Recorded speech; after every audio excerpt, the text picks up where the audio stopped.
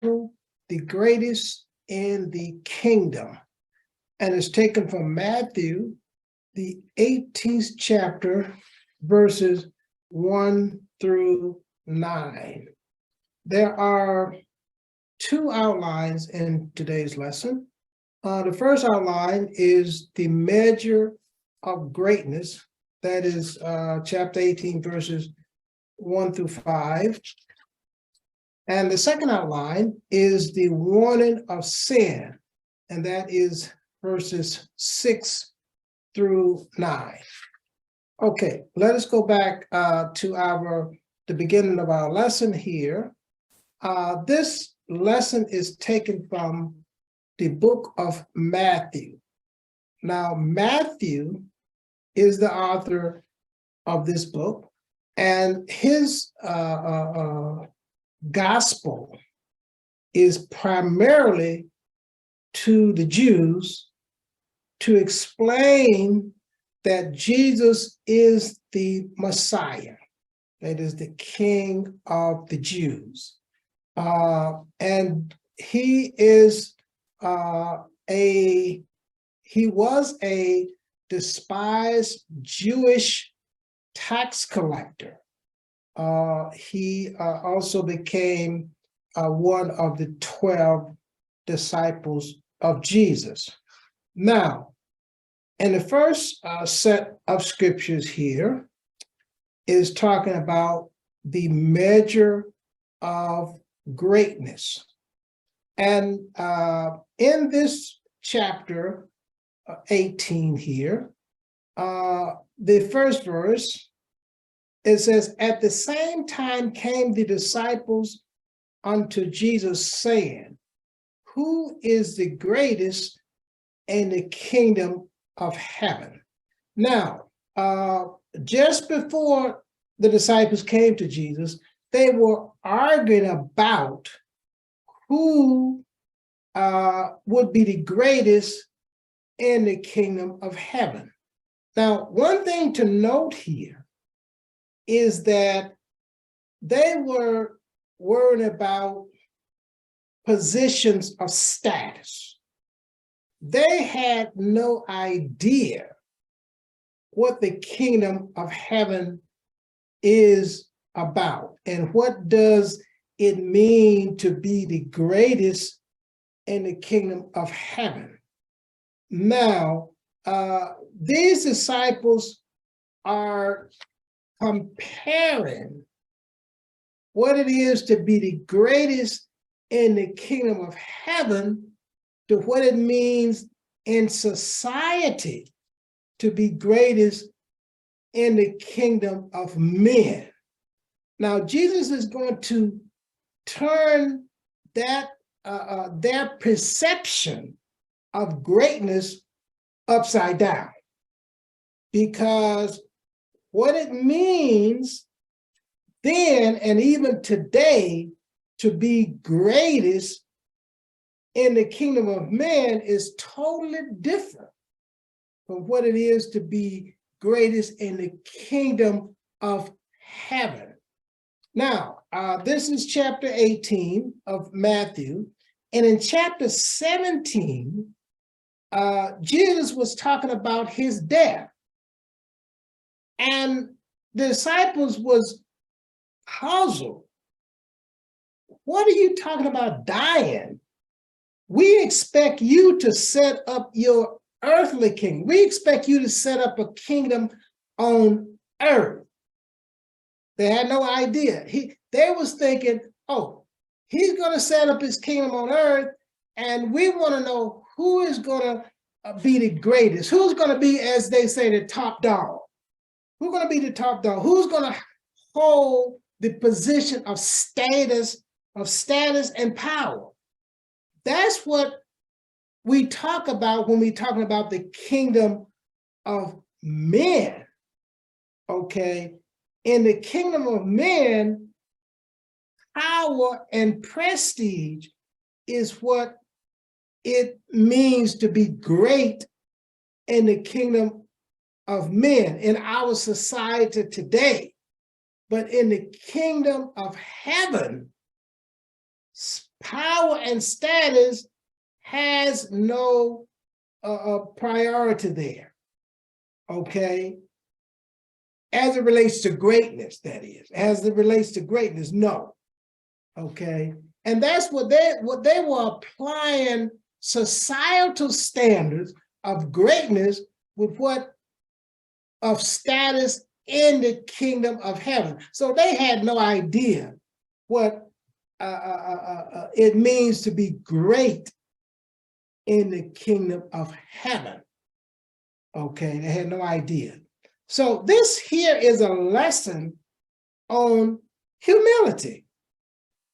Okay, let us go to the next verse here, where Jesus is going to use an example to give them the definition of greatness in the kingdom of heaven and how do you achieve that, which they had no idea.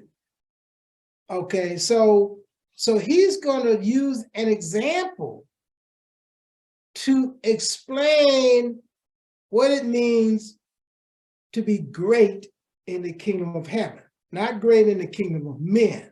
Okay, let's go to the second verse where he gives this example here. And Jesus called a little child unto him and set him in the midst of them and said, verily I say unto you, except ye be converted and become as little children, ye shall in no wise enter into the kingdom of heaven.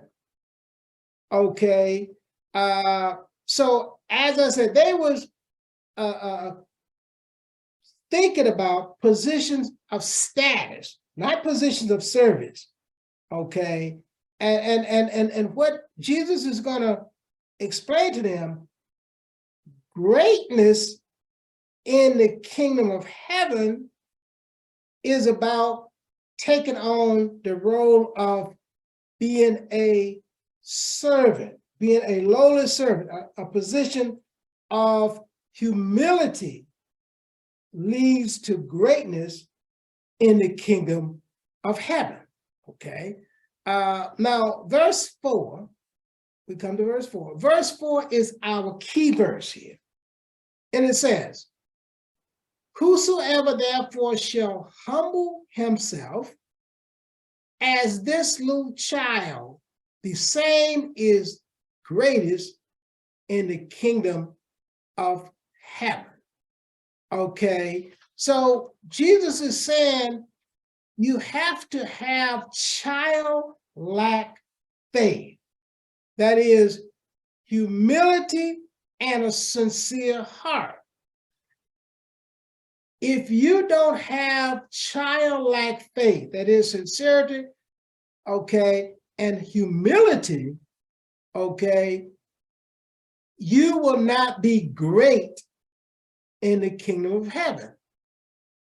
So you need to be humble as a little child and have sincerity as a child. The same is the greatest in the kingdom of heaven. Okay, so greatness in the kingdom of heaven is based on childlike humility, having the spirit of humility, rejecting pride. Okay, so that's what they were thinking about.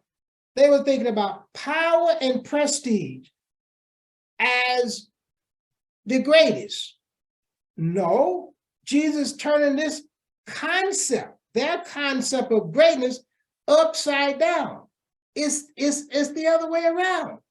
It's the status or the role of a servant taking on a lowly position is the way to greatness in the kingdom of heaven.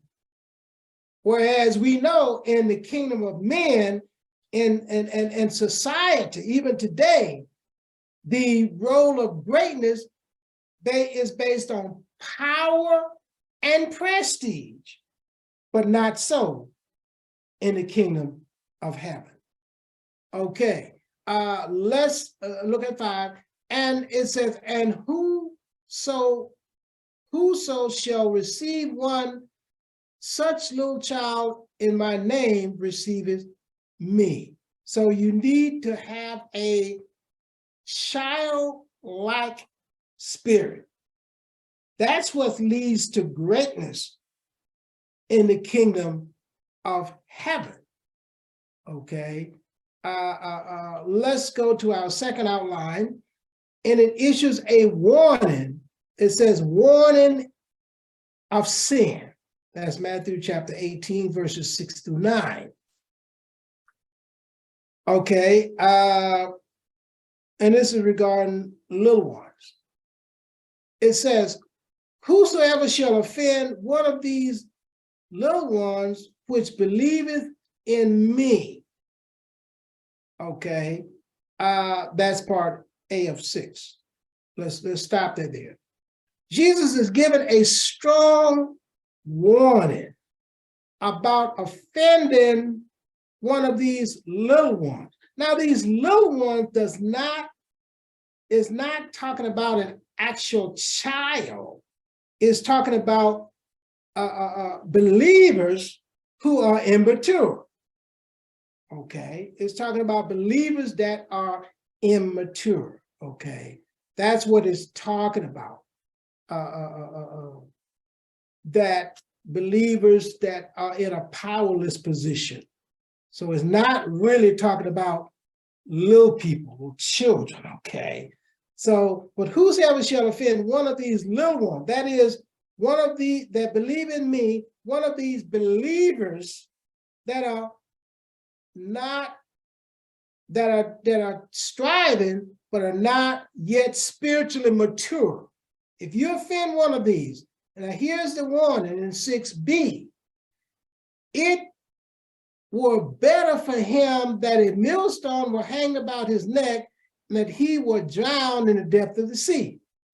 In other words, if you offend a weak believer or immature believer, it would be better for you to be a millstone hanging on your neck and you were drowned in the depth of the sea. Okay, it would be better for you than to face God's judgment. In other words, you will come out better having a millstone tied around your neck and drown in the sea than to face God's judgment for offending a fellow believer. You'll come out better having that done to you. Okay, so this is what 6b is telling us. It would be better for you, millstone hung around your neck, and you drown in the sea than to offend one of these little ones, that is a believer, okay, who is not spiritually mature, a young believer, okay? It would be better for you than to face God's judgment, okay? Now verse 7 says, woe unto the world because of offenses, for it must need be that offenses come, but woe to that man that whom the offenses cometh. Okay, what Jesus is saying, he said it would be very bad if you cause someone else to stumble. If you become a stumbling block to someone else, that is, cause someone else to sin, okay? sin in and of itself is bad. But if you cause someone else to sin, you become a stumbling block to someone else, it is bad, very bad for you, okay? According to verse 7, it's a very serious offense. In other words, you have committed a very serious offense when you cause someone else to stumble. You become a stumbling block to someone else. Now, the last two verses, verses 8 and 9, it says regarding itself, this is 8 and 9, says, wherefore, if thy hand or foot offend thee, cut it off and cast them from thee. It is better for thee to enter into life halt or maimed, rather than having 2 hands or 2 feet to be cast into everlasting fire. Verse 9, if thine eye offend thee, pluck it out and cast it from thee. It is better for thee to enter into life with 1 eye, rather than having 2 eyes to be cast into hell fire. Okay. In other words, if anything that prevent you from